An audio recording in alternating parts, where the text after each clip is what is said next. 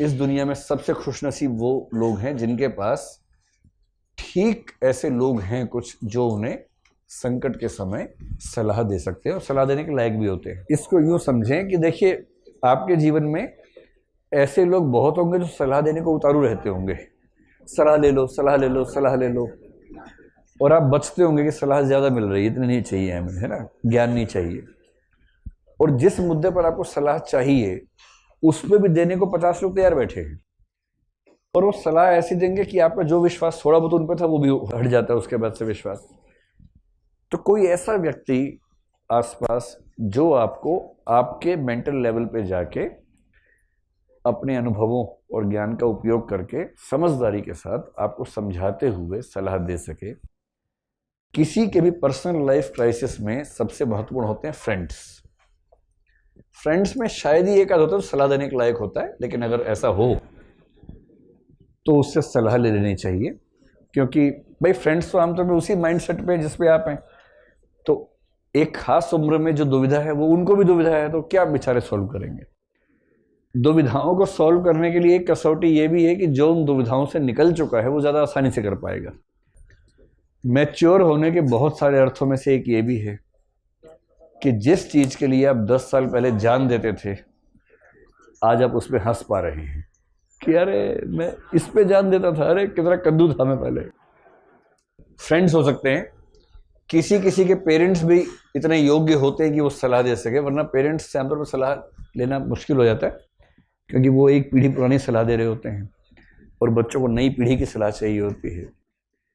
लेकिन हाँ, कुछ पेरेंट्स बड़े फ्रेंडली किस्म के होते हैं, समझदार होते हैं। पेरेंट्स के पास अपनी इज्जत बचाने का आखिरी एक तरीका ये होता है कि बच्चों के दोस्त बन जाए।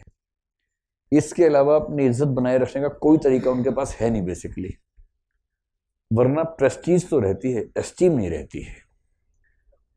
इन दोनों का अंतर समझ रहे हो? प्रेस्टीज मतलब ओहदा तो रहता है पर अंदर से सम्मान नहीं आता है बच्चों के मन में।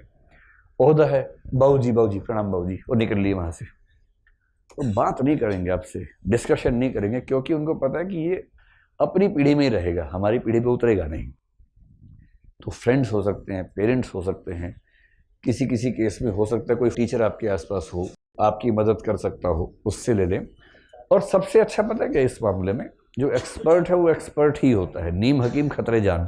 अगर आप किसी साइकोलॉजिकल काउंसलर से मिल सके जो मनोवैज्ञानिक है, सलाहकार है, तो ऐसे कुछ लोग हैं जो साइकोलॉजी पढ़ने के बाद क्लिनिकल काउंसलिंग में ही पढ़ाई करते हैं, उसी के विशेषज्ञ हो जाते हैं। मैं साइकेट्रिस्ट की बात नहीं कर रहा हूँ। साइकेट्रिस्ट वो व्यक्ति है जिसने MBBS किया है फिर साइकोलॉजी भी पढ़ा है। तो वो जो साइकोसोमेटिक प्रॉब्लम्स होती हैं, डिप्रेशन है, एंजाइटी है, उनमें जो दवाइयाँ देनी पड़ती हैं, जो न्यूरोलॉजिकल डिसऑर्डर्स होते हैं उसकी दवाइयाँ हैं, वो जो देगा वो या तो न्यूरो एक्सपर्ट होगा या साइकेट्रिस्ट होगा। इनका बहुत क्लोज फील्ड्स हैं दोनों। साइकोलॉजिस्ट का काम ये सब नहीं है, वो MBBS वाला व्यक्ति नहीं है। उसने तो ह्यूमन बिहेवियर को ठीक से पढ़ा है, साइकोलॉजी को ठीक से पढ़ा है, और वो बातें करके ये समझ पाता है कि ये व्यक्ति किस साइकोलॉजिकल कंडीशन में है और इस कंडीशन से बाहर निकालने के आसान तरीके क्या हैं, वो उस पर काम करता है। तो अच्छा काउंसलर अच्छा लिसनर होता है बेसिकली। और काउंसलिंग लेना बुरी बात नहीं है। मैं तो कई बच्चों को सलाह देता हूँ, जब वो पर्सनल क्राइसिस जिसका सिर पे, कहता हूँ कि जाओ किसी से मिल लो, काउंसलर से।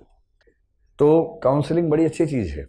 और जब आपको थोड़ा तनाव ज़्यादा हो, मतलब मैं अपना बता रहा हूँ, मैंने कम से कम 2 या 3 बार काउंसलिंग ली है, साइकोलॉजिस्ट को ढूंढ के जाके मिल के बात की। क्योंकि अगर मन आपका परेशान है, मतलब आपकी उम्र की बात कर रहा हूँ, अब तो मुझे ज़रूरत नहीं पड़ती है, जब आपकी उम्र में था उस समय ऐसा कई बार किया। तो इसमें क्या है भाई, शरीर बीमार हो सकता है तो मन भी तो बीमार हो सकता है। शरीर बीमार हुआ तो दवाई पे दवाई खाए जा रहे हैं, ये क्रोसिन, ये पैरासीटामोल, ये बिना डॉक्टर से पूछे धनाधन चल रहा है कार्यक्रम। मन बीमार है आधी से ज़्यादा आबादी का, और मन का कोई इलाज नहीं। मन का इलाज अपने आप करेंगे, ये थोड़ा ना होता है। एक अच्छा काउंसलर आपके जीवन को इतना आसान बना सकता है। तो मेरा अपना अनुभव ये है कि जब मैं मिलने गया पहली बार, तो जो काउंसलर एक सीनियर महिला थी जो उसी में एक्सपर्ट थी, बहुत 1.5 से 2 घंटा बात की मुझसे, और मैं लगभग ठीक हो गया, तनाव सारा खत्म हो गया। कि जब मैंने घर पे आके रियलाइज किया, एनालाइज किया तो उसने सिर्फ इतना किया कि 1.5 से 2 घंटे के सेशन में उसने मुश्किल से 2 से 3 मिनट तक बात की, बाकी मैं ही बोलता रहा। एक अच्छा साइकोलॉजिस्ट केवल ये करता है कि आप किस चीज से परेशान हैं वो आपको बुलवा देता है, और जहां चुप होने लगेंगे ये सोच के कि बोलूं या ना बोलूं, वो थोड़े पिन चुप हो जाएगा बस, जिससे आप और भड़क जाएं और अपने मन की बात कह लें। और जिस व्यक्ति ने 1.5-2 घंटे अपने मन की सारी बकवास कहीं कह ली, दिमाग उसका वैसे ही हल्का हो जाता है और उसको लगता है मैं ठीक हो गया। अच्छा काउंसलर बनना हो आपको भी, आपके फ्रेंड्स भी तनाव में होंगे कभी ना कभी, छोटा भाई बहन हो सकता है, जब भी आपके आसपास कोई तनाव में हो, केवल अच्छे लिसनर बन जाइए।